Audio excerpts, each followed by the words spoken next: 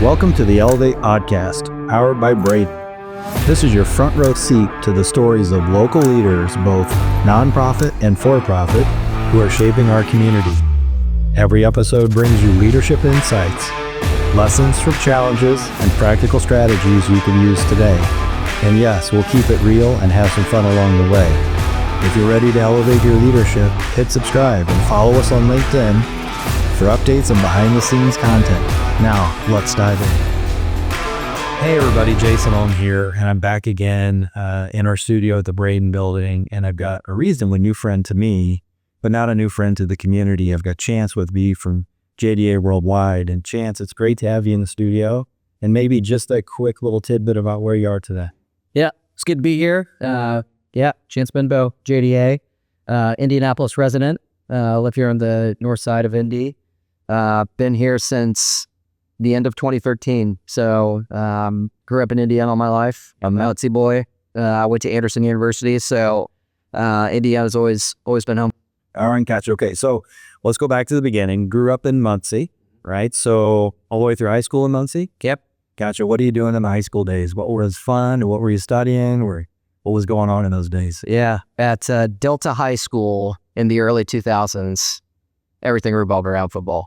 Yeah, everything was football. Everything was football. We were perennially ranked in the top 10 or 15. We were a small 4A, so we punched above our weight class a lot. And we have historically really good teams. And a lot of, that whole thing was, when do I make varsity? When do I make varsity? And, there was a really big melding between my sophomore and junior year where I got really serious about lifting and speed and agility and some of that kind of stuff, and had a really influential mentor who not only taught me how to work hard, but also took a relatively unathletic kid and made me significantly more athletic. Okay. And a very long off season. Gotcha. And this was like old school training stuff, like in a pole barn, in gravel.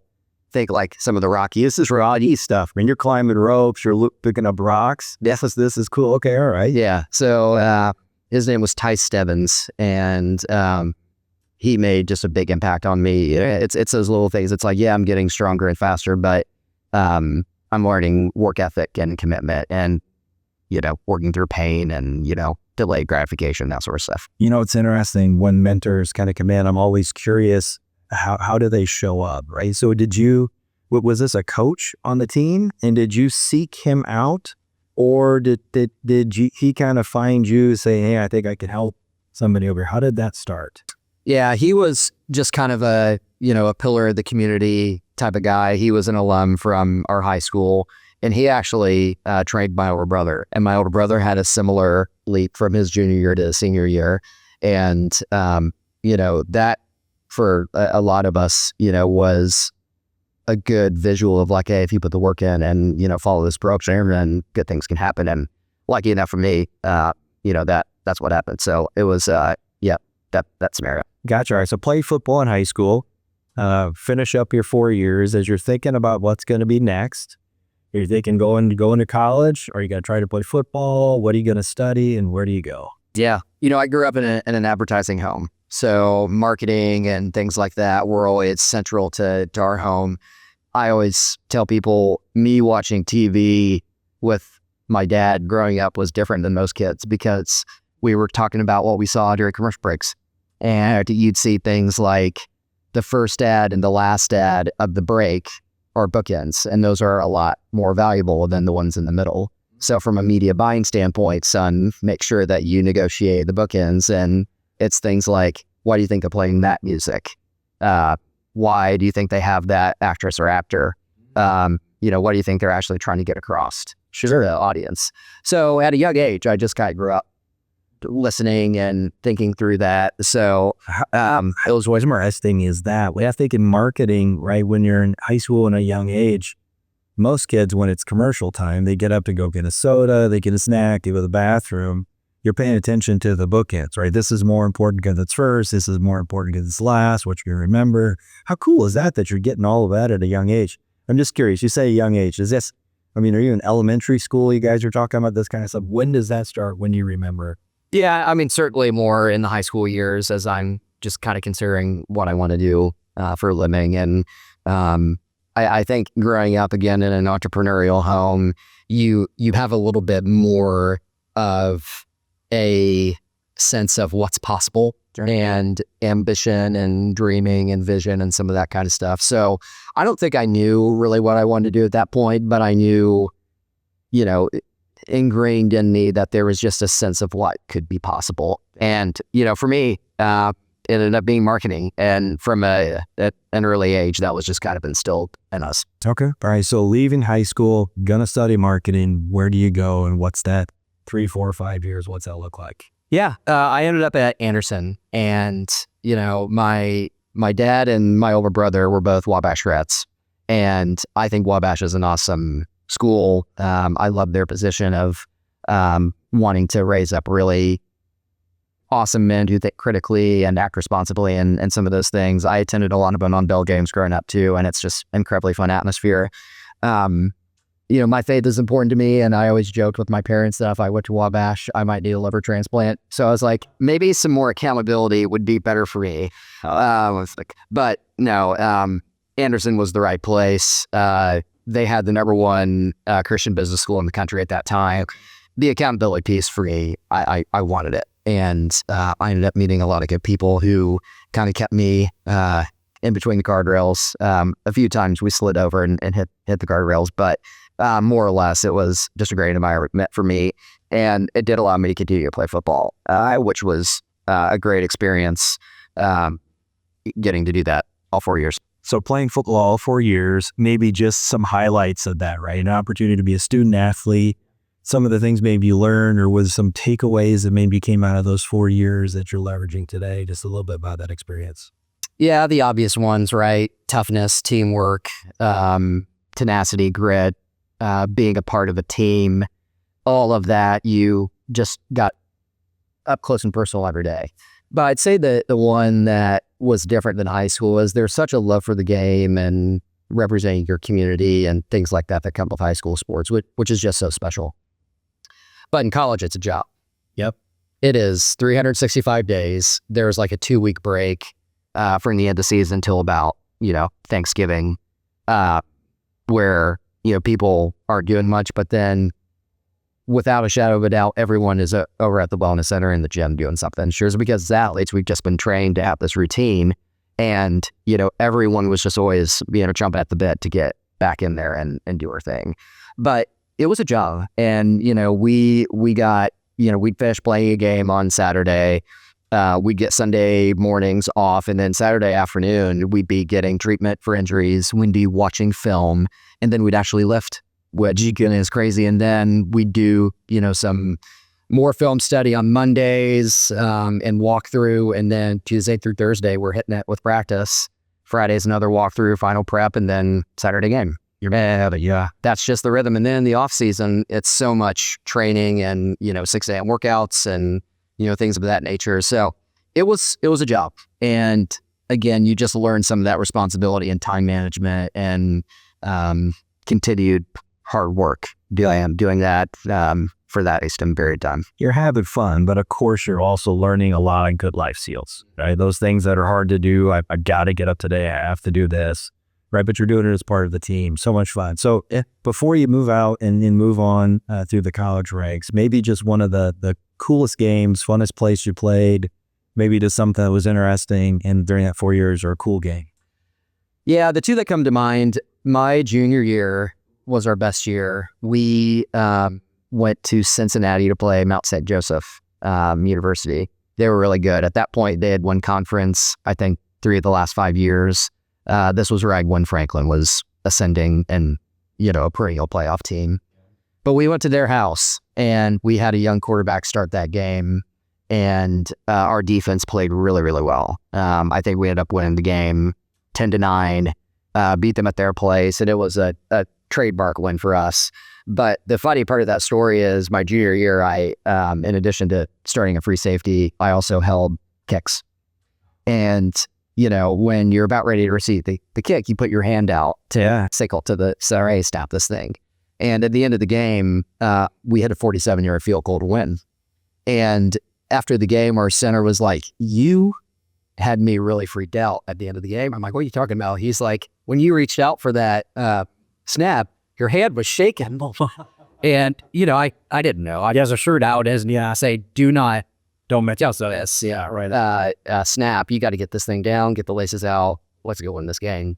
But that one was special. I had a lot of dear friends on that team, our starting tailback, a couple really cool execs around Indy, Nolan Bernard at Alloy Partners, and some other friends of mine were on that team. And we went down there and took care of business. And that year, we were good. We dropped a couple we shouldn't have, but no one wanted a piece of us that year. And that was a special time, and really, really enjoyed that one. So that one was good. And then we played against a guy from Defiance College. He was a wideout. He was 6'4". His name was Luke Dillon, and he had no business playing in Division III. Okay. He ended up playing for the Las Vegas Voodoo a few years, and our coach knew to not put any coverages where I had to guard him.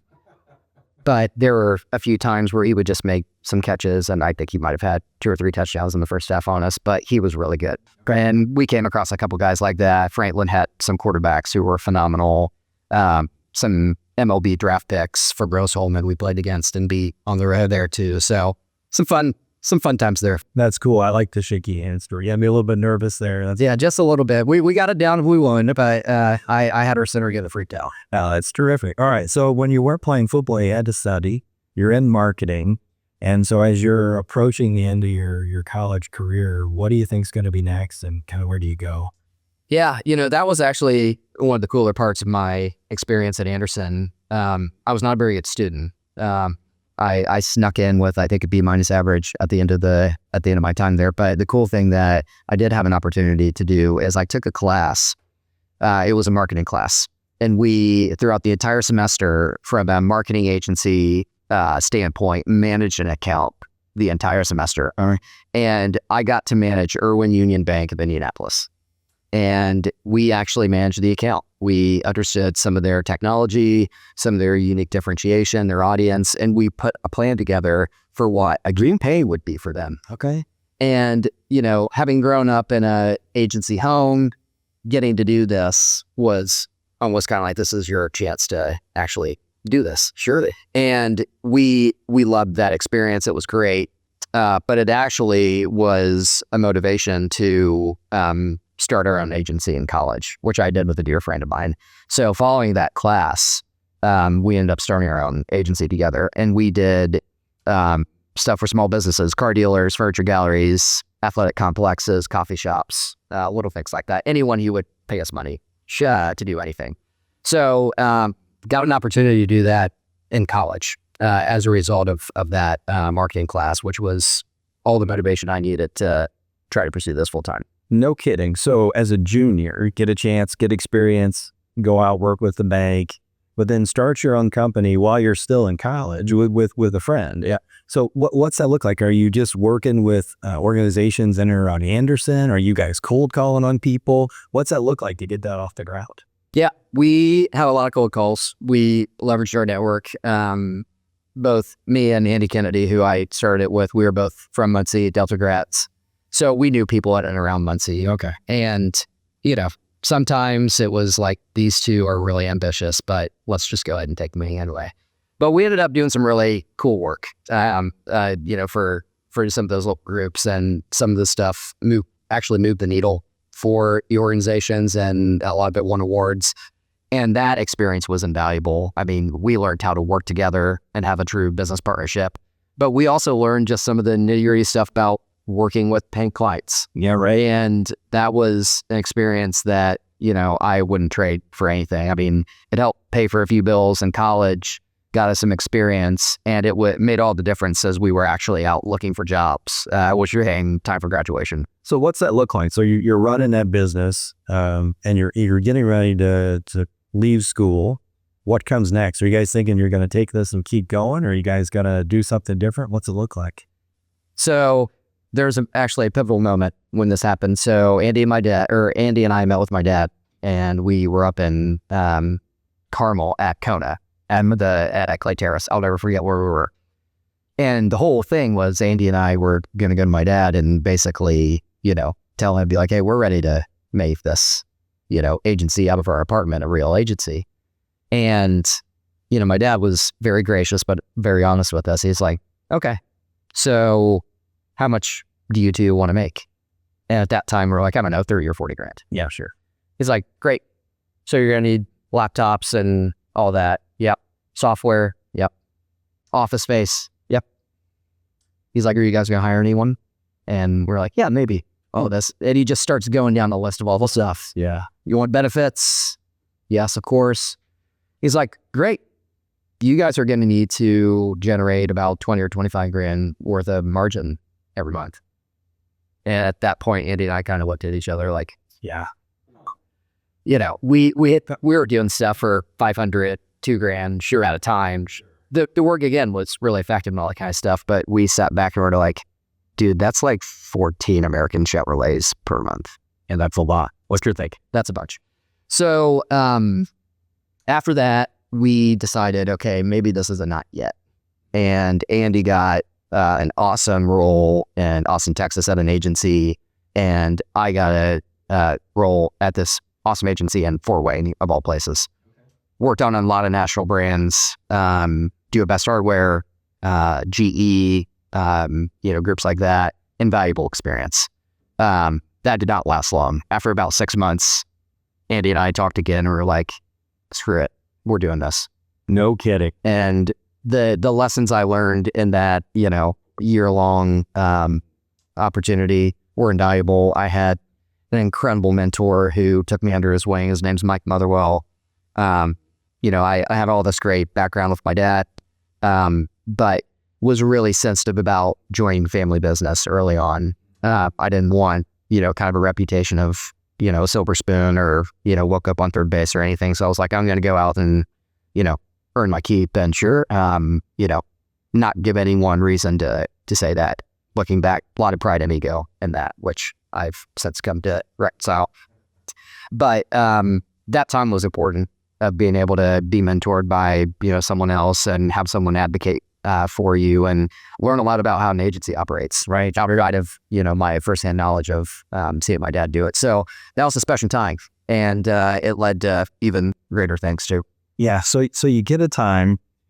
What a great experience for your dad to sit down and start walking you through what life would really look like if you wanted to start this. But then you get about a year up in Fort Wayne to see the other side, be able to work with different people. That experience, right, is something you can't recreate that. That's something that you got to go get. Yeah. All right. So after that year-ish, you guys decide to come back together, and that's the genesis of the new business? It is. Yeah. And you nailed it. That year was pivotal. I was living out on the totem pole. Yep. I had to deal with, more seasoned people who, were both patient and impatient with me, thoughtful and not thoughtful. I had to deal with my own expectations of like, hey, you don't get to just like manage the top account of the shop. Like you got to start at the bottom sort of thing. And I was also in a role that required a lot of extra effort. I was hired as a project manager, and you want to talk about the least detail-oriented project manager, right? Is a game. Yeah. Yeah. How I ended up with that job is a little bit of a mystery cut. So it's like, I'm going to work 50 hours or 55 hours to do this job every week. And, because I have to. Yeah. And, at that time I was like, I'm going to be old school about this and make sure that I get here before my boss and he never leaves before me. Yep.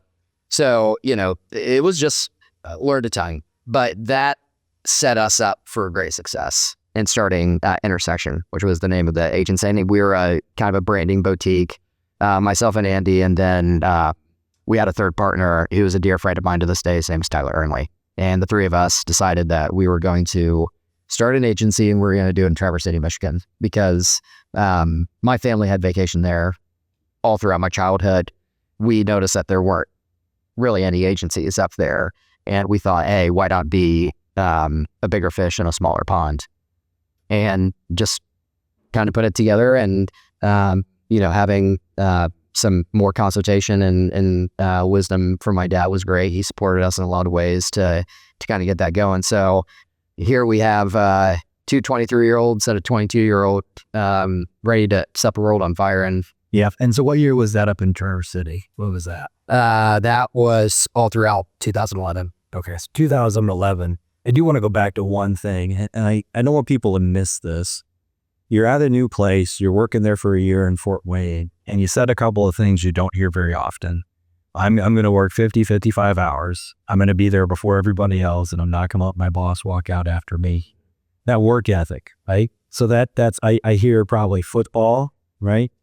Ingrained, making sure you do it, put in the effort. But is that what you saw also from your dad and what he was doing as well? If he's teaching you things on the commercials, were you seeing that same kind of thing out of him and what he was doing running the business back then? 100%. Yeah, just some of the soft skill stuff from him was great. I would call a lot to complain and say, hey, this is happening and this is happening. And he was a steadying voice to say, hey, that's all well and good, but here are all the things that you can control. You have control how you show up. You can control when you get there and when you leave. You can control what kind of teammate you are. Yep. And you can control how you treat your clients. And that was just ingrained at such a young age. And, again, we also had the benefit of experiencing that a little bit in college. True. And, kind of spinning up our own thing. So, but yeah, some of those old school mentalities, I think, still play big time today. And it's a little bit of a lost art. And now when you see it at the ripe age of 38 now, I am becoming older in the room, not, young in the room anymore, but older in the room. When you see some of that stuff from younger people, you just want to applaud it. Of course, because it's such a lost art, and within our culture, we see that, and it's something that we try to celebrate. Yeah, I do want to miss that. I think that for a lot of folks that may be watching this in the future, coming out of college, maybe young in their careers, that to me is something you can control. Question: how are you going to show up in the room? How are you going to treat others? How are you going to work with your clients? What's your schedule going to look like? What effort are you going to put in? All the other stuff is going to happen kind of to you. These are things we can control, right? So you're 23 years old. You're going to say, okay, I'm going to pack my bags. I'm going to head to Traverse City. It's 2011. How does everything go in TC for you?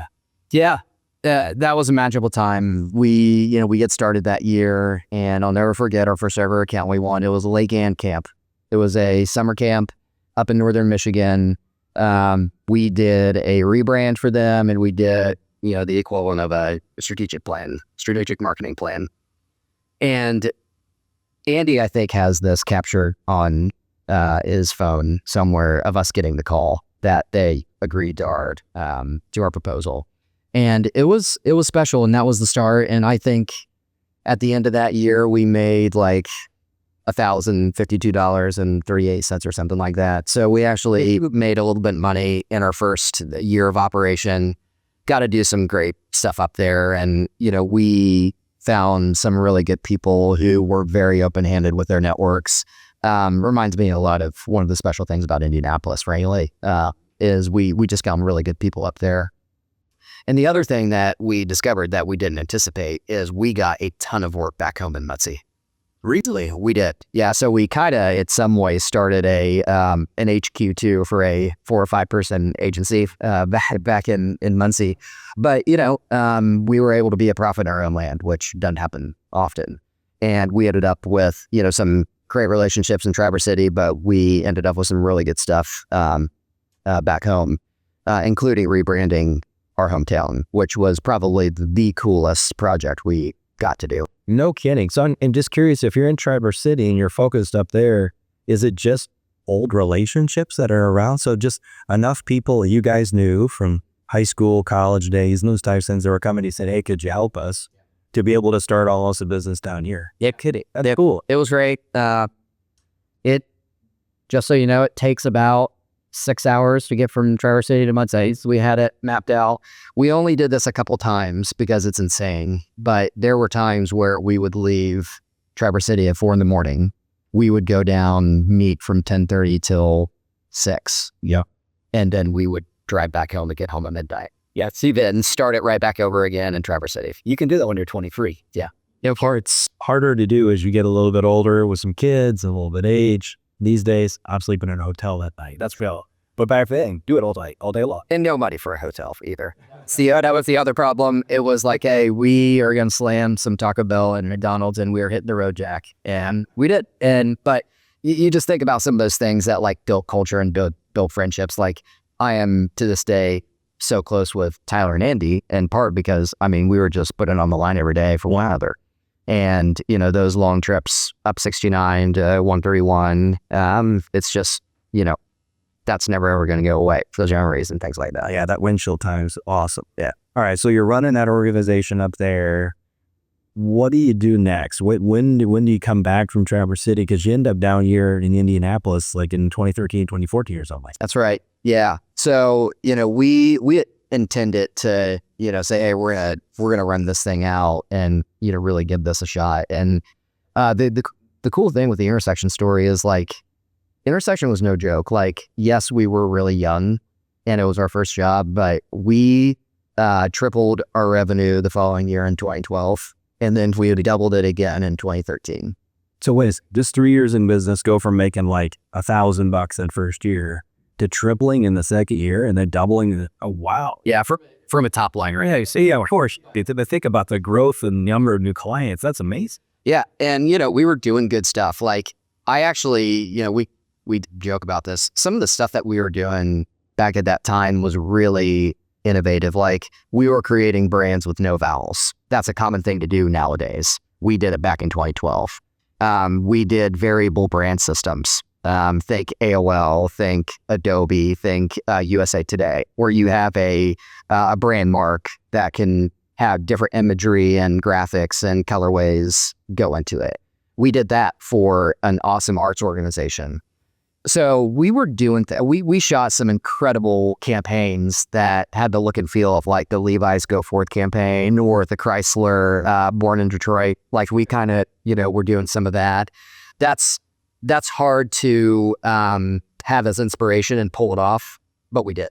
Wow. So I was really proud of that work. And, you know, we fast forward to the end of 2013, and we had a meeting with a real estate developer here in Carmel, and I was invited into the meeting. And it was a whole bunch of agencies that were invited to this. So the company was Main Street. A lot of people recognize that name. They were a big developer of luxury nursing homes. You know, big organization, media organized. So at this time, it was, as the organization was still, you know, relatively lean, probably they had 15 to 20 people at that point in time. And Main Street had a few different marketing agencies that they worked with, you know, some on strategy, some on PR, some on some other things. And Zeke Turner and Adlai Chester invite me to this meeting. You know, they're, you know, some folks who have played a big role in my life, you know, had a relationship with my dad, and, you know, they invite me to go to this meeting. And I don't say much of this meeting because, again, it's just the meeting of all these agencies, and I probably say a couple, 2 or 3 things in there.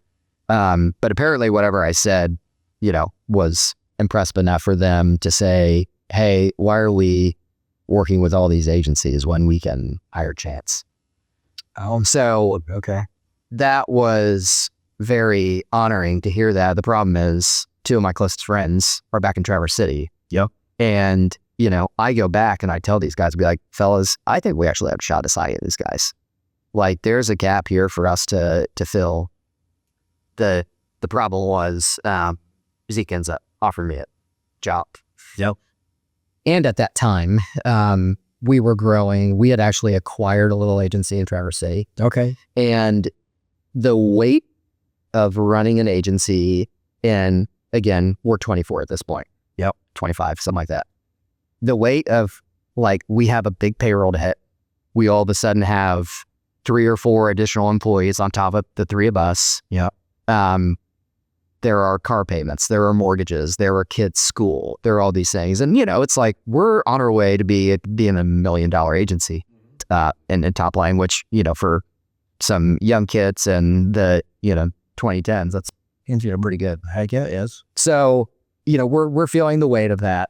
And meanwhile, my serious girlfriend, who is now my wife, is finishing up at Butler here. Yep. So it's like, okay, I'm getting this job offer. It's 3 times what I'm making. My wife is here. So it was one of the hardest things I've ever had to do in my life, of go to these guys and say, hey, fellas, I didn't have this one on my bingo card, but I'm going to marry this woman. Yeah. You know, I still think Main Street can be a client of the agencies, but this is something I gotta consider. You bet. And I ended up deciding to do it. And that was tough, but it was the right decision for me. And it actually was a great jumping off point for all of us at the end of the day to end up at some really cool roles. But man, it was hard. That was a tough thing to have to navigate through, but we did. And we've maintained an awesome friendship to this day. It's probably even stronger.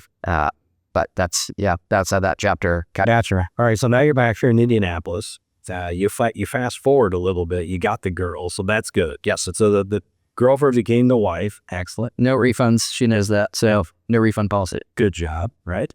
And so now you're at Main Street. And are you running everything when it comes to marketing? What's that role look like?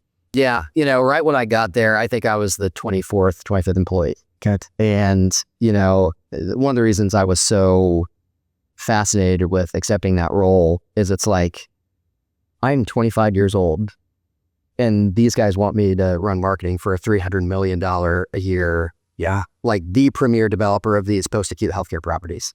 And I was really touched by that. And it was one of those things where, if I'm being honest, they saw something in me before I even saw it in myself. And I just really wanted to prove them right. Yeah, sure. I'm going to throw myself into this. I'm going to do the best that I can. So yeah, I had the opportunity to touch a lot. The marketing, advertising, brand management, PR. I got to play around with some parts of our culture and hospitality for a little bit of that too, which we had an amazing culture that we developed at Main Street. And it was a very fun ride there. We ended up working on a merger with a $2 billion real estate investment trust for a big portion of our portfolio. So we, we're making headline news and really shaking up the industry with, rethinking a product in a nursing home that's typically thought of as very sleepy and dark and not a experience that inspires. And we kind of flipped it and we're like, if you have to have this 30-day stay, we're going to make it the best possible environment that you could have. Sure. And when you partner with a great operator who comes in and then provides phenomenal care, it's a great synergy. So it was a great ride. I know a lot more about senior living than ever I thought I would. Sure. But it was really fun to craft a brand in an environment where you don't typically see excellence in marketing. It actually makes the excellence that you produce maybe that much brighter. Yeah. So we were able to do a lot of fun things and in an industry that typically doesn't, invest a ton in the brand side of things. Yeah, it is interesting. You think nursing home, you don't think, right? But you changed the script. You created great places to be, partnered with good operators, provide good service, and that's just traditional business, right? Yeah. You need to go do that for all of our clients. And so that's interesting. So you get your hands a little bit all over Main Street. How long are you there? And then what's the next transition? Yeah, so we were there about 4 years, and I really enjoyed my time there. Main Street's model wasn't wrong, but it was early, and we were moving really rapidly. The core business was an awesome dynamic of we would develop these luxury nursing homes, raise capital on the front end, and then we also had a sister company that was a real estate investment trust that we also raised money on the other side to acquire them. So you get the development fee, but then you also get the long-term hold of the asset. Yeah. And that process was awesome. We ended up expanding to some different verticals. And like I said, the model was right. We were just really early, ended up being spread out pretty thin. So, ended up deciding hey, this is probably a good time to, look elsewhere. And that took me a place I never thought I'd be, which was, deciding what to do next. And, I had a couple conversations about a VP of marketing job and a CMO job in Indy. Neither opportunity felt right. And I'll never forget, I was in Italy on vacation with Kyler, and she was like, what do you think? Are you going to take either one of these? I was just like, I really don't think so. And I don't really know quite what I want to be next. And she was like, well, your dad's been asking you to join the family business for 10 years. And I was like, yeah, I've kind of decided I don't want to do that, for some reasons we talk. Yeah, sure. And, you know, in that conversation, she was like, well, you know, it might just be worth a chat with him. So I did that, and it was pretty great. At that point in time, this would have been 2017, JDA was right at the cusp of what has ended up becoming a 10-year growth trajectory. Sure. And I ended up meeting with my dad for breakfast, and he was like, hey, if you ever did this, now's the time. Like, we, at that time, JDA had just signed Museum of the Bible, which is this incredible, massive museum in the heart of DC, right where all the great Smithsonian museums are and things like that. We have a lot of attention from that work. We had signed a publicly traded oil and gas account that had been a client for a long time. Our traditional consumer packaged good work was thriving.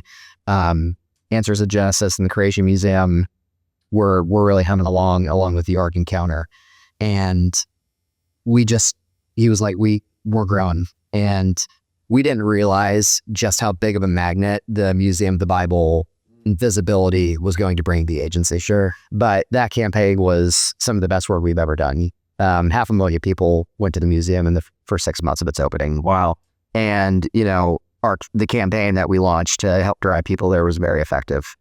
And, you know, it was a fun opportunity to join the team right as a lot of that was going. But, you know, I told my dad, I was like, listen, if I do this, I don't want any equity.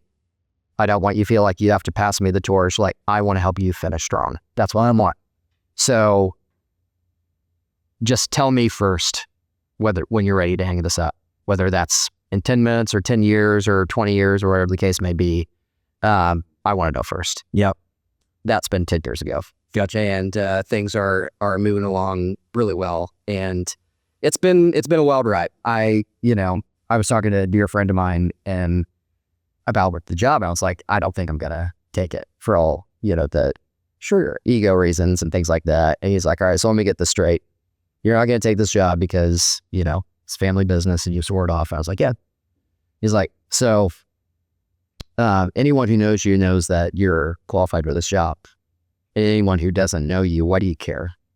And it really stopped me in my tracks. And that conversation was the moment where I was like, you know what, this is the right thing for me to do. Yeah.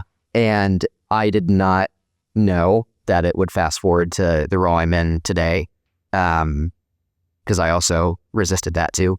But it's been a wonderful ride. It's the most fulfilling thing I've done in my career up to this point. It's amazing. So before we get to what makes you unique, JDA Worldwide, it sounds like the bookends of that story. Your wife kind of says, maybe you should have a conversation with your dad. And then the friend, that's a mic drop moment. That's a really good thing. Those who know you know that you are qualified for this job. Those who don't, why do you care? That's good. Yeah, I would think that friend. That's a good one right there. Well, he's got another one too. So this is Tyler Gringley, who I was one of the co-founders in Intersection with Andy and I. Sure. His other claim to fame is when Kyler and I were, we'll call it dating, casually talking still. We both ended up down at Kilroy's. I was there for a Pacer game and she was, out and about. And at that time we had gone on a couple dates, but we weren't like pursuing each other really seriously. So we ended up saying hey at Kilroy's, and like she went off and was hanging out with another guy, and I was going out trying to hang out with this other girl. And we're on our way back home. Tyler was with me. We had some work to do in Indianapolis, and then we were just heading back to Traverse City. And he knew that I was, kind of dating, talking to Kyler. So we have that 6 hours of windshield time on the way up. And right as we pulled back into my condo, he is like, why are you talking to anyone else other than Kyler? And, one of my best friends introduced me to Kyler. And then Tyler is like, why are you wasting your time? She then literally like 2 or 3 days later, out of the blue, she just calls me and she tells me she's getting baptized. And right when she texted me that, I picked up the phone and called her, and we ended up talking for like 3 or 4 hours. and the relationship just went to a completely different, of course, level. That would not have happened probably without some nudge from Tyler. So he gets 2. Yeah, that's 2. I'll tell you mic drop, fellas. It's 2 mic drop moments. Those are awesome. So JDA Worldwide, yeah. What makes you guys unique? Well, how are you different than all the other folks out there? Yeah. So, I'd say a unique thing about us is we are full service. I think being a full service agency, based on who you ask, you can get mixed reviews. We like that we have a brand practice and a creative practice and a digital practice and a web practice and a PR practice and a paid media practice. Okay. The reason we like that is we have really great people running each one of those practices. So we don't have a weak link in the chain. The other reason we like it is it allows us to engage with our partners in a very selfless manner. We get asked them, like, what problem are you lying awake thinking about every night? Is it sales? Is it impact? Is it market share? Is it donors? What is it? And instead of trying to force one or maybe 2 things that we do really well as the automatic solution to that partner's problem, we could be really open-handed and just say, look, whatever it takes for us to help you solve this problem, we have the practices and resources to bring to bear to get it done. Yeah. So we really love that about the agency. And again, when you have really great people across all those practices, you're confident in your ability to get that done. But the other cool thing is just the very name of JDA. So JDA, founded in 2003, actually stands for Joseph David Advertising. And there is not a Mrs. Joseph or a Mr. David. It is the Joseph and the David from the Old Testament. And those 2 Old Testament heroes epitomize our core values. So the core values of JDA are being trusted advisors and interpreters of dreams, like Joseph was for Gerald. Yeah, of course.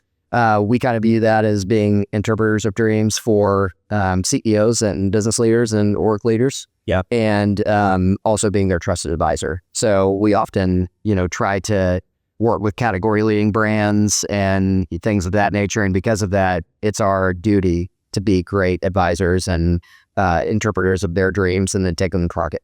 Yeah. Which is great. And then David was probably one of the most creative men ever to live. And as an agency, everything that we do is creative. So we often say that it's our job to be courageously creative in all we do, which is our 3rd core value. And the 4th one, being a former athlete and having several teammates who are also former athletes, is ready to fight, which David was, especially in the shadow of the giant.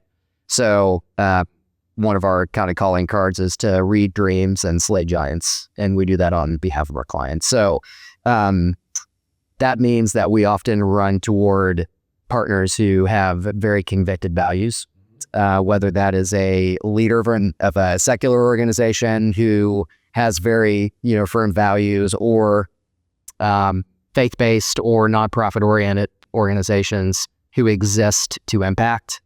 Those are a home run for us, of course. Yeah. So those are the sort of organizations that we are a wonderful fit for.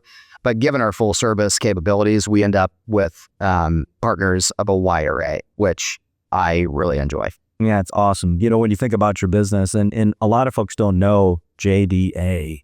That's great to hear that. Yeah, right. It's awesome to hear that. So before we get into a little bit of community, let's talk a little tech. Yeah. All right. So when it's in technology, it's not what you're using today to run your business, but it's maybe where's technology beginning to enter some of your circles? How are you guys leveraging some tech? And maybe where do you think things are going to go? And everybody, of course, says the words AI. Oh, yeah. Right. So tell me a little bit about what's going on in your world there. Yeah. I think like most people, what was it at the beginning of 2025? Maybe it made its way from the coasts to the Midwest or, whatever the case may be. But I think if you ever rewind the tape and go back to business planning for 2024 going into business of 25, just about every CEO was like, how are we going to maximize AI in our business? And I think the thing that we've discovered in the creative and communications and media sphere is AI is an accelerant. It accelerates really, really good work, and it accelerates really, really bad work. Yeah. The thing that I know for sure is the human being behind the mouse and the keyboard matter more now than ever. I didn't live through the rise of email, but I think that probably transformed the way business was done. Same thing with the cell phone. I did live through the smartphone age. I got my first smartphone when I was working in Fort Wayne, and I had email on my phone, and I could watch videos on my phone, and that was a game changer from a marketing perspective. But I think the biggest thing that we've learned is this is an exceptional tool to accelerate work and to cut down timelines and things like that. But the human control of it, the prompts that you have to put out, you can get slop really easily. Yep. And it takes really good prompts, and it takes really good follow-on clarifications and filters and things like that. And when used properly, it's an effective accelerant. But we take a lot of pride in making sure that the human touch behind it is always present. And we would just write into our contracts. We say, look, nothing that we provide you is solely going to be done by AI. And we're pretty proud and upfront about that. We'll use it like the tool it is. Sure, it's an accelerant, and we just want to hold that loosely. Yeah, as a full service agency, it's another arrow in your quiver, right? It's a way to do something a little different or accelerate something. It's not the only thing, and it's not your only thing. Yeah. That's great to hear. So, community. Let's talk about community, right? You've lived in Fort Wayne, Muncie, Traverse City, Indianapolis. So community is obviously where you're living and your business and your teammates. So let's just talk about what's community mean to you and how are you engaged with the community?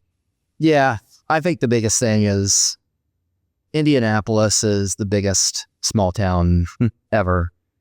I've said before, I think Indy is like a 2-call town. Yeah, right. You're 2 phone calls away from anyone that you need to meet with. And, this ability to get to anyone is awesome. And the fact that big things are happening around here is also great. So that's a great thing. I think the heart behind that is our Hoosier hospitality. There is a lack of pretentiousness. There is a desire to collaborate, to partner in Indiana that is unique to most other states and markets. And I absolutely love that about Indianapolis. So from a community perspective, I'm a fan of Indy. I'm an advocate for it. I've always been confused, like, if there's ever like this reputation of it isn't cool or anything like that, I've always been perplexed by that. And, again, I grew up in Muncie and went to school in Anderson, and it's like, it's a great place. So I've never understood that sort of, thing. And maybe I'm right in the sense that it's actually not that big, especially if you spend it at time here. It's pretty obvious. So that, from my perspective is like, I want to continue to invest in our city because it is a special place. And I want to continue to carry the legacy of being accessible, but also being up to big things and just wanting those 2 things in tension. But, I think from a community service standpoint, one of the organizations that I think is more the epitome of what not only JDA wants to support and partner with, but also for me personally is our friends at Shepherd Community Center. Yeah. On the Nary side. Sure. I actually was just on the phone with Jay Height this morning. Phenomenal group. They are trying to eradicate poverty on the east side, and they have it surrounded in terms of all the different levers that, they know they need to pull to sort of eradicate this big problem that's often a multi-generation challenge. And I just love what they're up to. They're doing it a lot of different ways. They're doing it through skills training. They're doing it through a church. They're doing it through a school. They're doing it through tons of programs like finance and, skill building and all that sort of stuff. And they understand too that there are root causes that need to be addressed before you just flippantly tell someone, well, just go get a job. Yeah. It's like, well, it's not that easy. It's right. There's transportation, there's time management. There are all these things that we have to overcome. Being hungry, like, hey, yeah, there's just so much working against a lot of folks in that area. And the fact that their whole existence is to eradicate that is so honorable.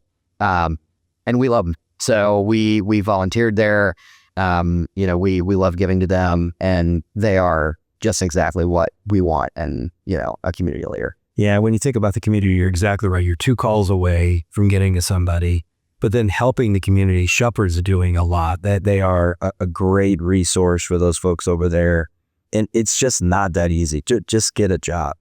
Well, I might just need some food first. Maybe if I get that taken care of, and then if I could get myself to the job, if I could do these things. So they're helping in so many different areas, like you mentioned. So great opportunity. And if people don't know about them, they should take a look at it because they really do a lot of good stuff. They do. And the great thing with them is there's probably a cup of tea, no matter your stance on the solution to that problem.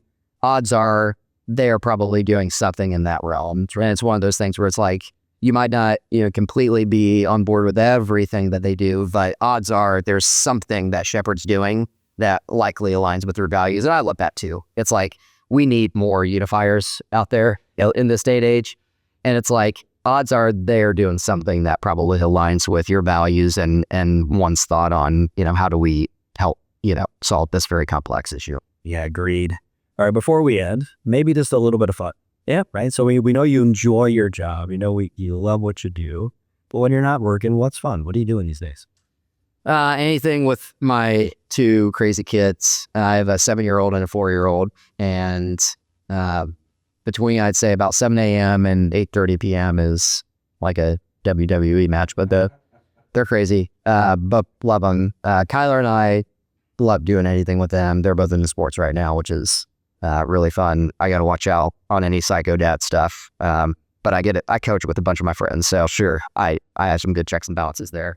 But yeah, that Kyler and I love, going out to the restaurant scene in Indy. Anything Cunningham is phenomenal. A lot of the staples around town, like, Bluebeard and Bodie and places like that are phenomenal. So we love doing that with some friends. We have Butler basketball season tickets. Okay. She's a Butler grad. So that's been a fun adoption for me.